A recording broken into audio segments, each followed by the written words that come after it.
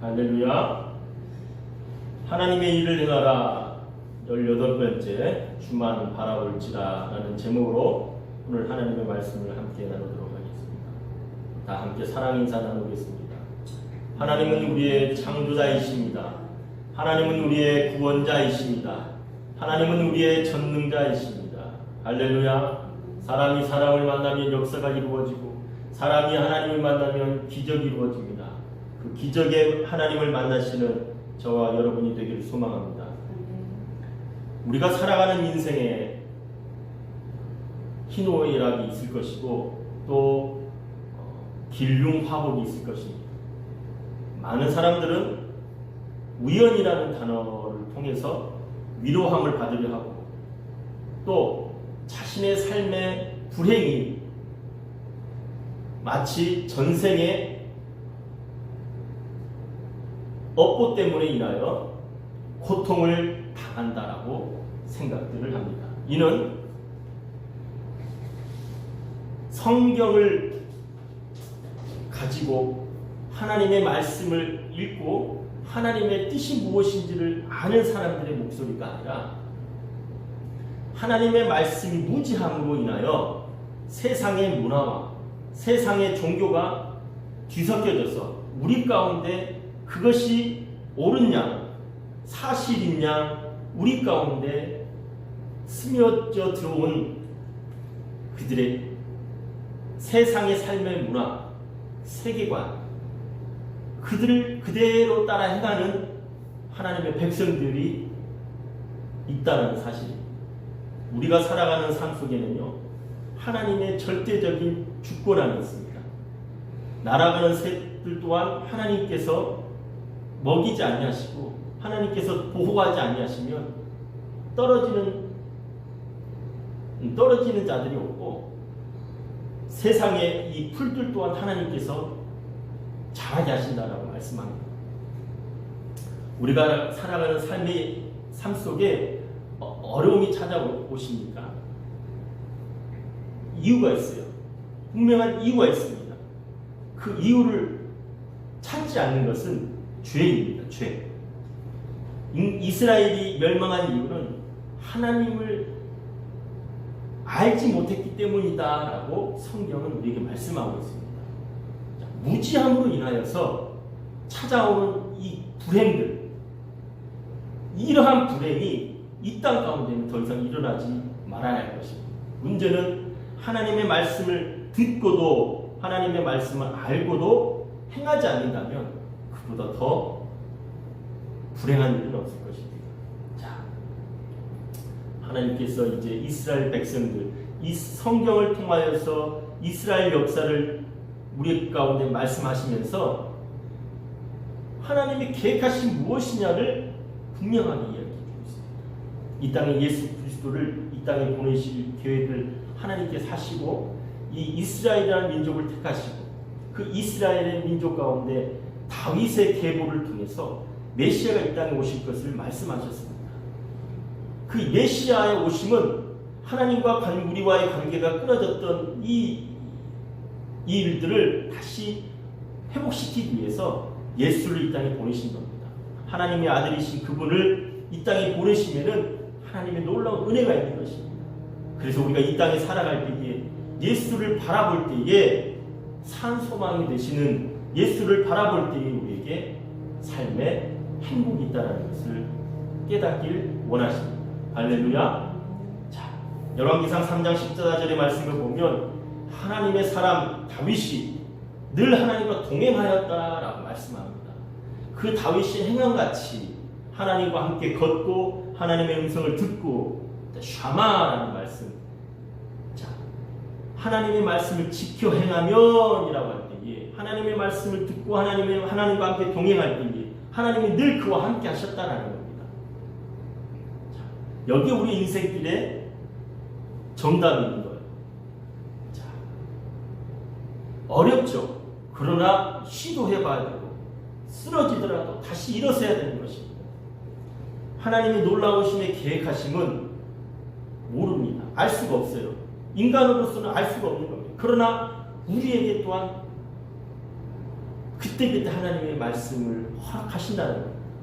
자, 오늘 우리가 열왕기하 지난 시간에 10장, 9장, 8장, 9장, 10장을 통해서 놀라운 하나님의 그 역사심을 보게 되어집니다.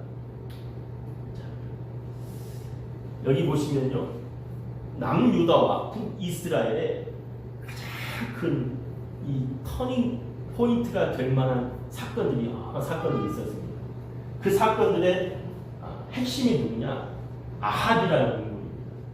이 아합이라는 인물이 참으로 하나님 보시기에 너무 악한 거예요. 하나님은 그래서 그 아합의 이 가문을 멸절해버리려고 계획을 하십니다. 사단은 가만히 있는 게 아니라 하나님의 그 계획하심에 반하여서 또 하나님의 사람들을 충동하는 겁니다. 넘어지게 한다는 것이죠. 하나님께서는 다윗과 맺은 언약을 통해서 하나님과 다윗이 약속을 하셨어요. 그래서 다윗의 그 씨를 하나님께서 멸하지 않겠다라고 하셨습니다. 왜? 다윗을 통하여서 메시아가 이 땅에 오셔야만 하기 때문인 것이죠.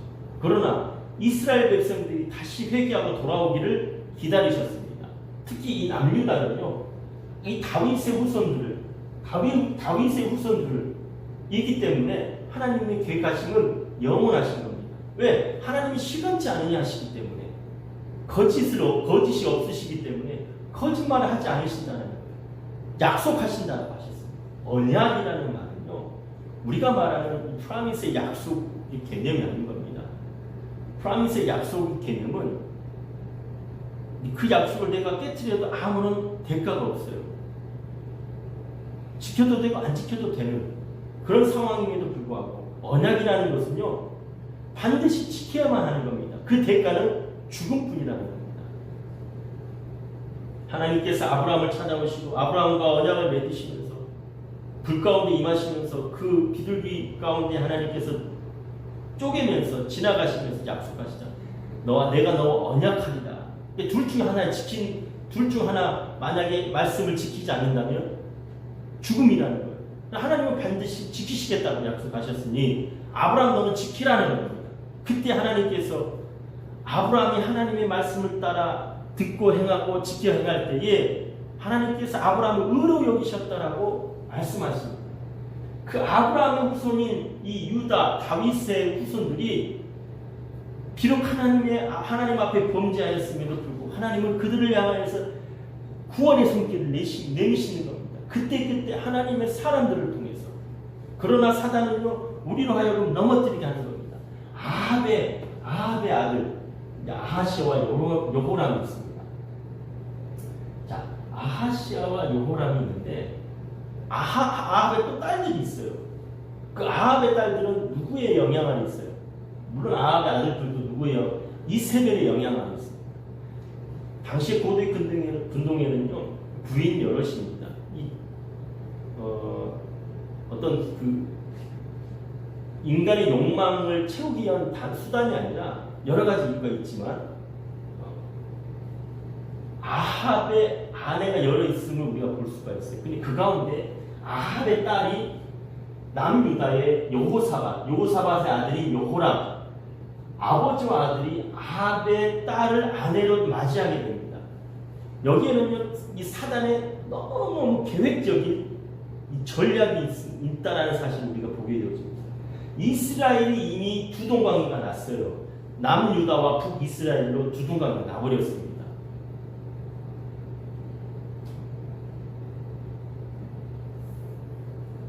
하나님께서 이 남유다와 북이스라엘이 두동강이 날 때는요, 솔로몬의 죄악이 크다라는 것을 우리가 알 수가 있어요. 자, 어쨌든 남유다 북이스라엘이 두동강이가 났고, 북이스라엘은 이제 여로보암의 죄라고 하잖아요. 여로보암 때 하나님 앞에 그가 온전히 섬겼다라면 그 후대에 그의 나라가 영원할 거라 했는데 이방신을 섬기는 겁니다. 베들과 단에 금송아지를 만들고, 이 금송아지가 우리를 인도하여 낸 여호와다라고 선포하면서 이스라엘 백성들이 하나님으로부터 멀어지게 하는 겁니다. 우리가 이거 죄라고 했잖아요. 이방인 신들을 또 속이게 되는 거예요. 그때부터 하나님은요, 북이스라엘에 대한 이 징계를 채찍을 드십니다. 자, 그러면서 북이스라엘이 4번 왕조가 바뀝니다. 자, 오므리 왕조 이후에 오므리의 아들인 아합이 바알의 신을 섬기는 제사장의 아내를 맞이합니다. 그러면서 온 북이스라엘의 우상으로 가득 차는 겁니다. 그래서 이세벨의 영이라 하면 요한계시록 말씀 보면 이세벨의 영이라는 단어가 나옵니다. 그러니까 하나님 앞에 얼마나 극악무도한 죄, 우리가 이제 10계명 제1계명부터 4계명의 말씀을 3계명의 말씀을 보면 우상 숭배에 대한 얘기합니다. 그러니까 하나님 가장 싫어하는 죄라는 거예요. 그 죄의 우두머리가 누구냐? 이세벨이라는 거예요. 아합의 아내인 이세벨. 근데 아합을 통하여 들어왔던 이 우상 숭배, 이 우상 숭배와 음란의 영이요, 누구한테 흘러가는 거예요? 남유다의 왕들에게도 흘러간다는 겁니다. 여기에는 굉장히 정치적이고 종교적인 전략이 숨어 있습니다. 사단은요, 영적인 존재예요. 인간인 우리가 그들과 싸워서 이길 수 있는 게 하나도 없습니다. 그래서 예배소서 6장에 보면 우리의 싸움은 혈과 육에 관한 것이 아니라 어둠의 영, 다스리는 어둠의 영들과의 싸움이라는 겁니다. 여기서 우리가 싸워서 이길 수 있는 힘은 오직 하나님의 말씀뿐이라.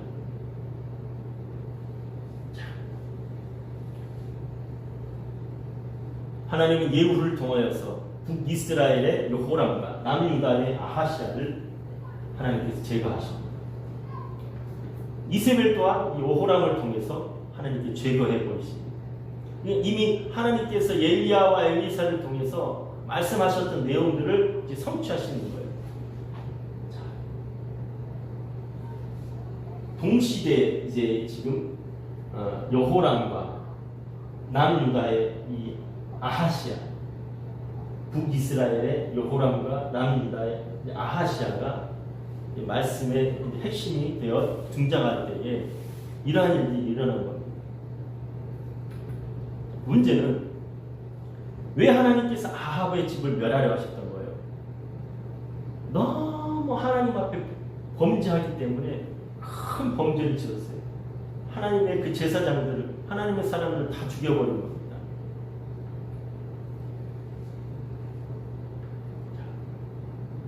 그래서 하나님께서 바알을 섬기는 자들과 제사장들 예후를 통해서 싹 다 이제 멸하해 버리신 겁니다. 그리고 하나님께서는요, 예후에게 순종을 요구했지만 예후 또한 하나님을 떠나고 그에게 욕심과 교만이 찾아오므로 하나님 또 다시 북이스라엘의 예후를 다루시는 겁니다. 누구를 통해서? 아람 왕의 하사엘을 통해서. 이 하사엘 또한 엘리야를 통해서 새 인물을 준비케 하셨잖아요. 그 중에 하나가 아람 왕 하사엘입니다. 자, 오늘 말씀의 제목이 11장의 내용을 보면 왜 하나님은 아달랴는 여왕이 되려고 했느냐라는 질문을 던져봅니다. 이 아달랴라는 여인이 누구냐는 거예요. 아달랴. 여기 보시면요, 북이스라엘의 아합과 이세벨 사이에서 아달랴, 그러니까 딸인 거예요. 아합의 딸이요, 아하시아, 남유다 아하시아와 결혼을 해서 누구를 낳아요? 요아스를 낳아요. 요아스가 아니고 여호람 사이에 아하시아를 낳게 됩니다. 근데 그 아하시아가 어떻게 돼요? 죽게 되거든요. 어떻게 죽었어요? 개죽음 당한 거예요.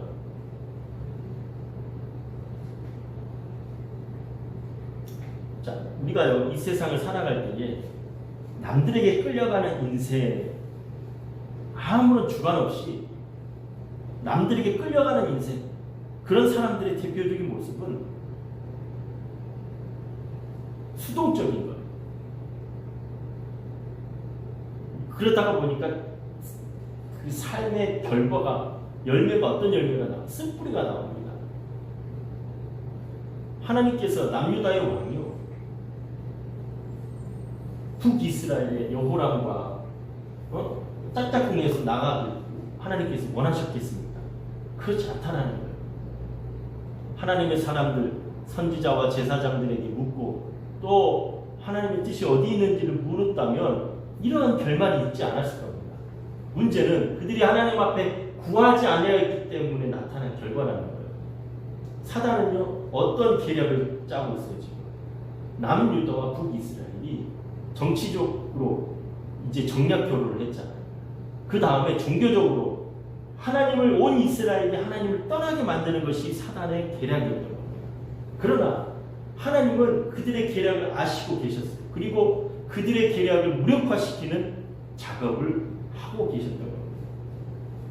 자, 남유다의 아하시아가 계속 있었더라면 어떻게 됐을까요? 죄악이 대문을 일으켰죠. 자, 어쨌든 예후에 의해서 지금 아하시아, 아달랴의 아들이 아하시아가 죽게 됩니다.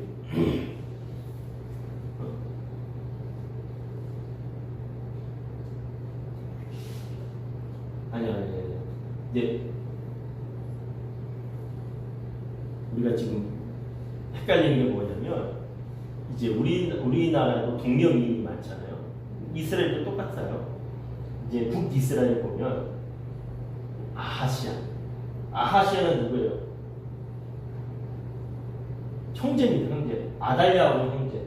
아합의 아들 딸들이잖아요. 남유다의 요호람과 아하시아가 죽게 되니까 문제는 뭐예요? 예후가 어떻게 했어요?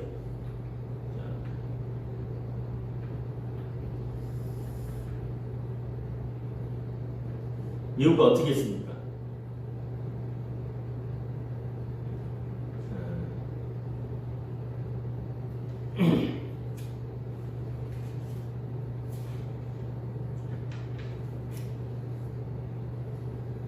예후가요 북이스라엘의 요호람을 죽이고 아합의 70명의 아들 그리고 아합에 속한 자들 귀족들 신뢰받는 자들 제사장들 하여튼 따르는 사람들 다 죽여버렸어요. 남유다의 왕 아하시아 아니죠. 자기 아들이잖아. 아달랴 아들 아하시아를 죽여버립니다. 그리고 아하시아에게 있는 40명의 형제들도 다 죽여버립니다. 그러니까 왕족을 싹 실을 멸해버린 거예요. 이때 놀라운 사실은 뭐냐면 이 광경을 보았던 아달랴는요 지금 위협을 느꼈던 겁니다. 어떤 위협을 느꼈어요? 어떤 위협을 느꼈어요?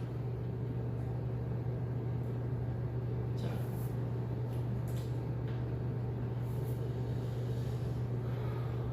아달랴는 지금 궁지에 몰렸습니다. 예후가요 북이스라엘의 아하시아를 죽여버렸잖아요. 그 다음에 남유다의 요호람을 죽여버렸어요. 아니 북이스라엘 여호람을 죽이고 남유다의 아하시아를 죽였어요. 그리고 그에 관련된 사람들을 싹 죽였어요. 자, 북이스라엘 같은 경우는 종교적으로 이미 바알을 섬기는 사람들입니다. 그러니까 아달랴는 그가 아합의 딸이었고요. 두 번째로는 바알을 섬기는 자였어요. 북이스라엘에서 그 아합의 왕가가 싹 다 죽임을 당했잖아요. 자기 형제들도 죽임을 당했어요. 또 남유다에서는 자기 아들이 죽었고 또 그 형제들이 죽게 됐어요. 아달랴가 생각하기에 그는 어떤 상황에 처해 있다라고 생각을 했냐면 정치적이고 종교적으로 브레이크다운 이미 다 끝나버린 것이다라고 생각을 했습니다. 왜? 예후가 자기를 죽이러 올 거라는 것을 알고 있었던 겁니다. 그래서 아달랴가 생각했던 것이 바로 뭐였냐면 이 지금 처한 상황을 난관을 극복할 수 있는 길은 다윗의 자손들을 싹 없애버리는 것, 다윗의 후손들을 싹 없애버리는 것, 다윗의 이 왕가의 뒤를 이을 사람들을 없애버리는 것이야말로 자기가 정치적이고 종교적으로 다시 일어설 수 있는 방법이다라고 생각을 했습니다. 왜 그럴까요? 예후가 와서 다윗의 씨를 찾아가지고 다윗의 후손을 찾아서 아달랴를 죽이고 왕으로 세울 거라는 것을 그는 알았기 때문입니다. 12장 1절에 보면 지금 그러한 일들을 지금 그가 행했던 겁니다. 12장 1절이 아니고 11장 1절이죠. 자, 아하시아의 어머니 아달랴가 그의 아들이 죽은 것을 보고 일어나 왕의 자손을 멸절하였으나 싹 다 죽였는데요. 싹 다 죽였어요. 사단은 어떤 계획이 있습니까? 하나님의 계획하심은 다윗을 통하여서 다윗의 씨를 통하여서 메시아를 이 땅에 보내실 놀라운 계획하심이 있었어요. 그 또한 몰랐을까요? 아니요. 알고 있었다는 겁니다. 왜 그럽니까? 마지막 때가 되면 하나님은 이제 아마겟돈 전쟁을 통해서 계시록의 말씀을 보면 그들을 이 사탄의 무리들 무적행성이 다 이제 집어넣은 그들도 그들의 마지막을 안다는 겁니다. 그래서 마지막 발악을 하는 거예요. 지금이 마지막 시기잖아요. 메시아가 이 땅에 오면 안 된다는 것을 그들이 알기 때문에 어떻게든지 그 하나님의 계획을 막아야 되는 거예요. 그러니까 아달랴는 그 계획이 도구로 사용되어지는 것이죠.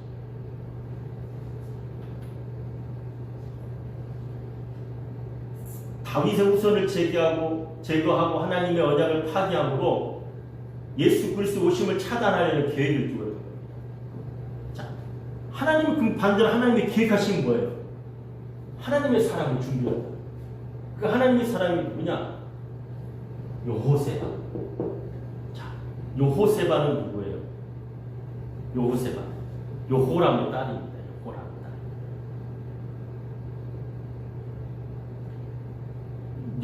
여호람의 딸 아하시아, 남유다의 왕 아하시아가 죽을 때에 여호람의 아들인 아하시아가 죽을 때에 그의 형제들이 있었어요.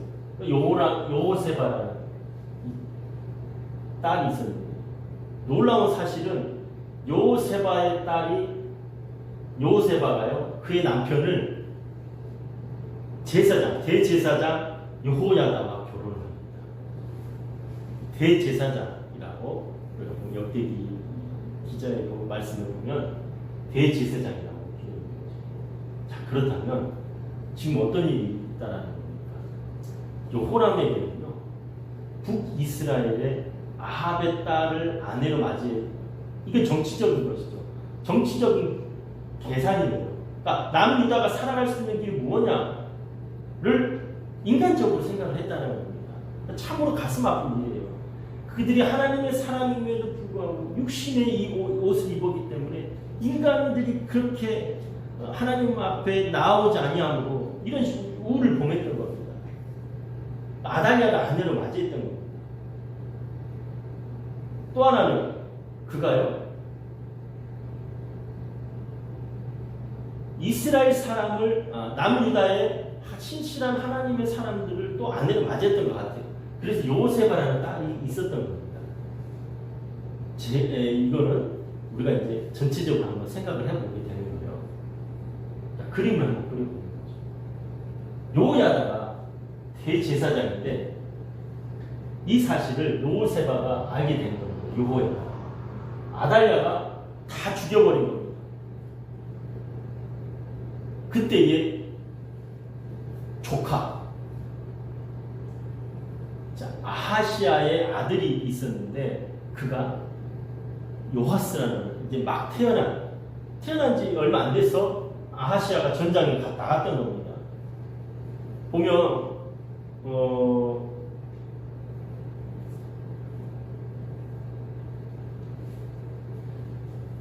아달랴가 지금 요하스를 죽이려 할 때에 요세바와 여호야다가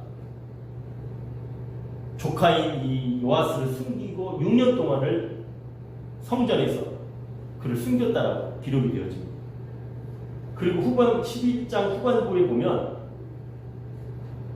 여호야다가 요아스를 왕으로 세우는 때가 7년이 7살 되던 해라고 기록이 되어집니다. 7째 해에 여호야다가 사람을 보내라고 기록이 되어지죠. 그러니까 요아스가 1살 되길 때 일어났다는 겁니다.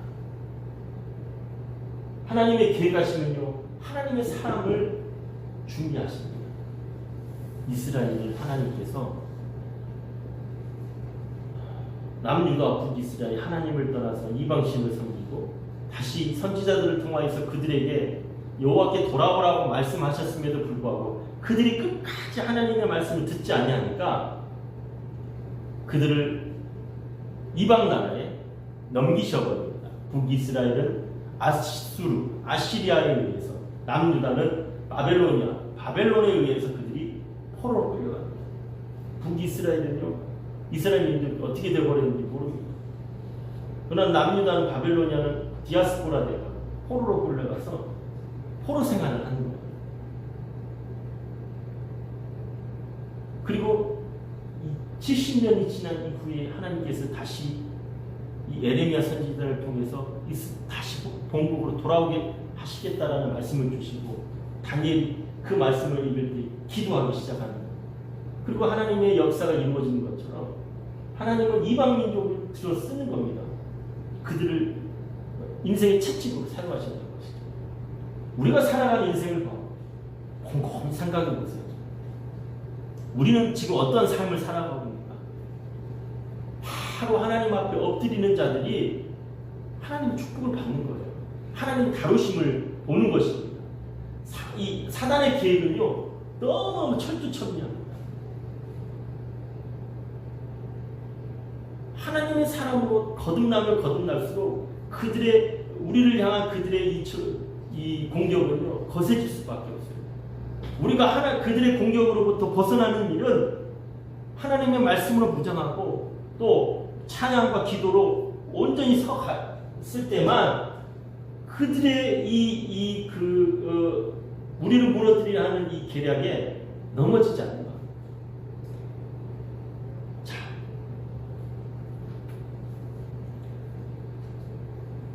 우리는 이 11장의 말씀을 통해서 숨겨진 의도를 파악해야 됩니다. 우리에게 찾아온 이 어려움이 때로는 사단의 계략일 수도 있습니다. 때로는 하나님의 뜻이 숨어있을 수도 있습니다. 만약에 사단의 계략이라면 우리는 그들을 상대로 대적하는 기도를 해야 돼요. 나사렛 예수의 이름으로 명하노니 물러갈지어다. 대적해야 된다는 거예요. 믿음으로 반드시 굳건히 나아가야 되는 겁니다. 왜? 사단은 우리가 하나님 앞에 더 가까이 나아가면 더 가까이 갈수록 우리를 넘어뜨리려 하는 거예요.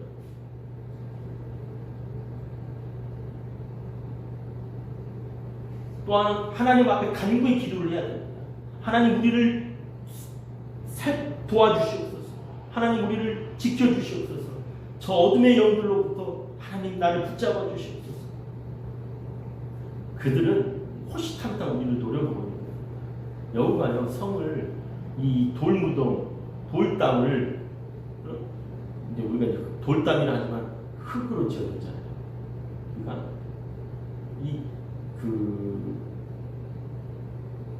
담이요, 돌로 된 게 아니고 이 흙으로 되어 있어요. 그러면 어떻게 해요? 여우가 어떻게 힘이 있어요? 없잖아요. 어떻게 그걸 허물 수 있겠어요? 하루 이틀에 되어지는 문제가 아니에요. 그러나 이 여우는 그 담을 헐게 됩니다. 종국에는 헐게 돼요. 시간이 걸릴 뿐입니다. 우리로 하여금 하나님 앞에 나아오는 횟수, 또 하나님의 말씀을 들으려 하는 마음, 하나님을 찬양하는 우리의 심령, 이런 것을 하나님으로부터 멀어지게 합니다. 윤리적인 어떤 그러한 잣대로 죄를 말하는 게 아니에요. 죄라는 것은 히브리어로 하타라고 했잖아요. 그거는 하나님으로부터 우리가 관심을 멀어지게 하는 겁니다. 때로는 우리에게 육신의 질병이 찾아올 수가 있어요. 그러나 그 육신의 질병이요 더욱더 하나님 앞에 간구하는 겁니다. 하나님 우리를 지켜주시고 나의 이 아픔을 치료해 주시고 하나님 내게 있는 이 육신의 가시가 내게 걸림돌이 되지 않게 하나님의 이 일에 나를 사용하여 주시옵소서 라고 하나님 앞에 나아가는 사람들이 있는가 반면에 하나님을 원망하고 하나님을 저주하고 떠나는 사람들이 있습니다. 역대기 말씀 보면 역대상 말씀을 보면 야베스라는 인물이 나옵니다. 야베스라는 뜻은 히브리어로 고통이라는 뜻이에요. 자식이 태어났는데 부모가 어찌 그 이름을 고통이라고 지을 수 있겠어요? 우리나라에 있던 동양 인구라고는 다르잖아요. 그러나 그 부모는요 간절히 하나님 앞에 기도하는 겁니다. 하나님 내 자식이 비록 고통이지만 그의 인생을 하나님께서 책임져 주시옵소서. 하나님 함께 하신다면 능치 못함이 없습니다.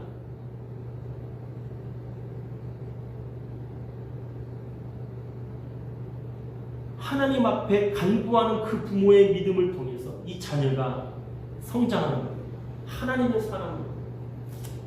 하나님은 도록 우리 가운데 숨은 이 우리의 삶의 여러 모습 통해서 이 온전히 서갈 수 있도록 우리에게 때로는요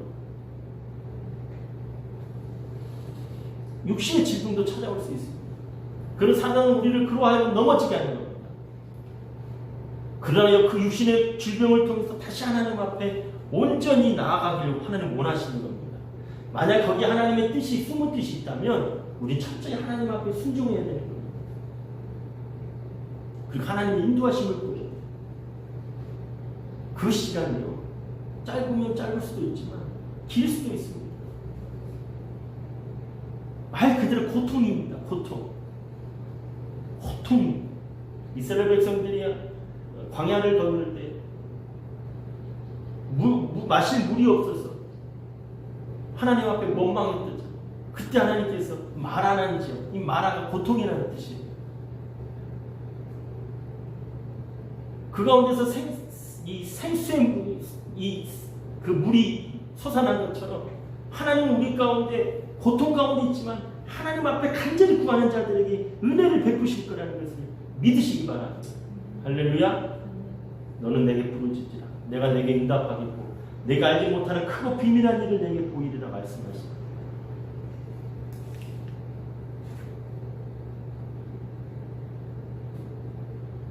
요세바와 요야다는요 6년이라는 시간을 기다립니다. 더 성장할 때까지 기다리면 되지 않나요? 라고 하지만 요세바와 요야다 또한 나이가 들어가요. 그리고 더 오래 기다릴 수가 없는 것이고 하나님의 때라는 게 있습니다. 그들은 여기에 자신들의 생명을 내는 겁니다. 왜요? 아달랴 입장에서 보면 반역죄입니다. 반역죄. 그렇죠? 이 아달랴 정권을 전복시켜야 돼요. 이 일에 누가 사용이 되어지냐면 가리 사람이라고 기록이 되어집니다. 이 가리 사람은요 사무엘하 20장 23절에 보면 그렛 사람이라고 기록이 됩니다. 이 그렛 사람은 그레데 사람이다. 그러니까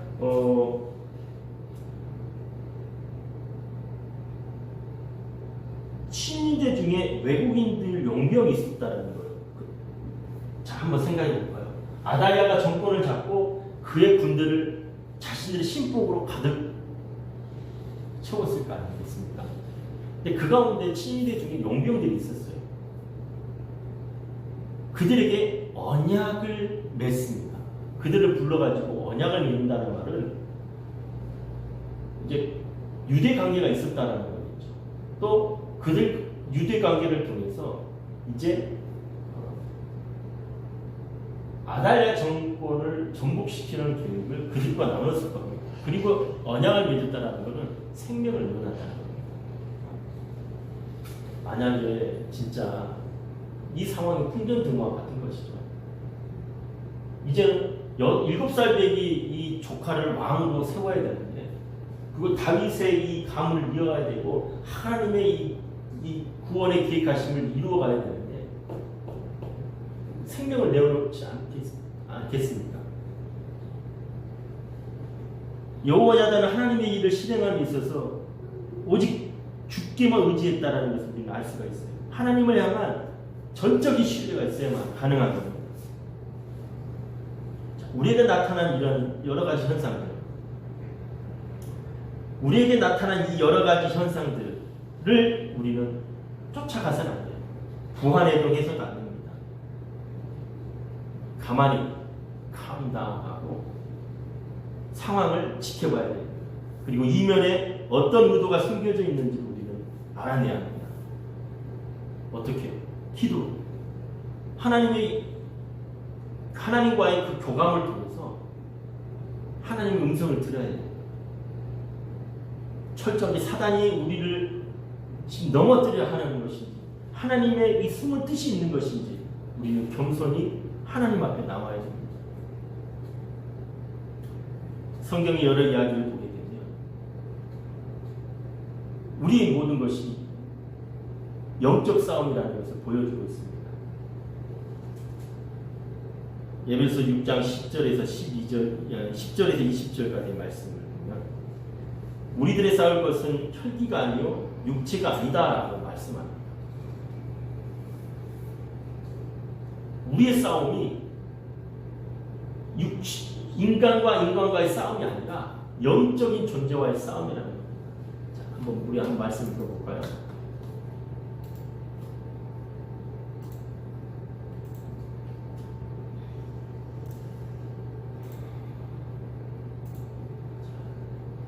보겠습니다.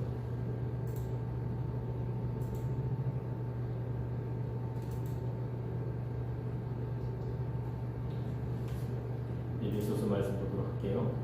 에베소서 6장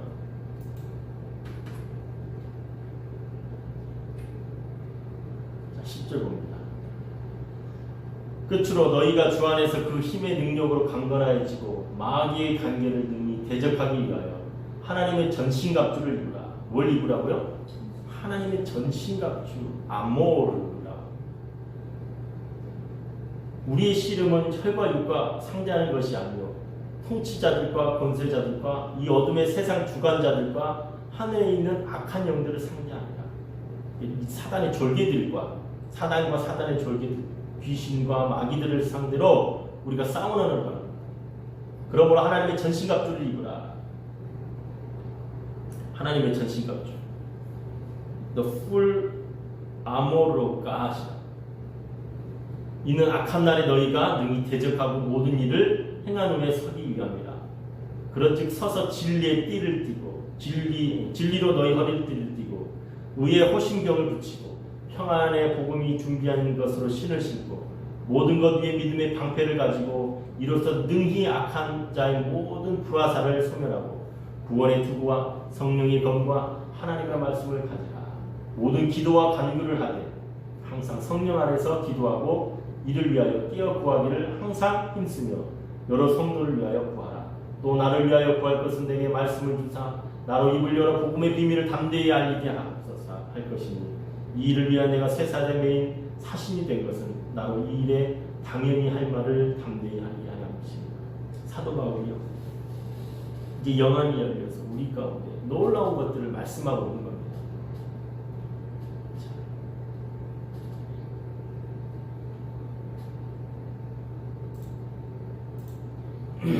하나님의 전신갑주, 당시 이 과거의 전쟁에 사용되어졌던 투구와 방패와 칼, 갑옷과 신발, 이 모든 것들을 이제 사용해서 적용을 하는 겁니다. 진리의 허리띠를 띠라는 것, 하나님의 말씀에 너희 온전히 서 있으라는 겁니다. 하나님이 우리의 창조자 되시고 구원자 되시고 전능하신 분이시라는 사실을 믿음 의심치 말라는 겁니다.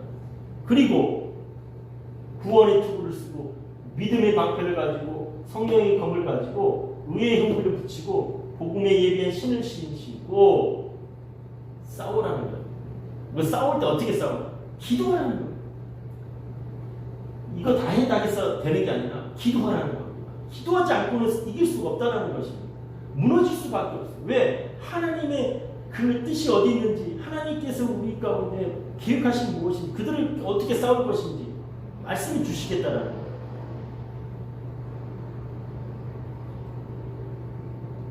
이걸 하나님의 전신갑주라고 얘기합니다. 미가서 7장 7절에서 8절 말씀을 보면 오직 나는 여호와를 우러러보며 나를 구원하시는 하나님을 바라보라니 나의 하나님이 나에게 귀를 기울이시리로다. 나의 대적에 나로 말미암아 기뻐하지 말지어다. 나는 엎드러질지라도 일어날 것이요 어두운 데에 앉을지라도 여호와께서 나의 빛이 되실 것입니다. 할렐루야. 두려워하지 마십시오. 하나님이 우리와 함께 하심을 약속하고 있습니다. 놀라지 마십시오. 일어나는 현상들에 대해서 놀라지 마십시오.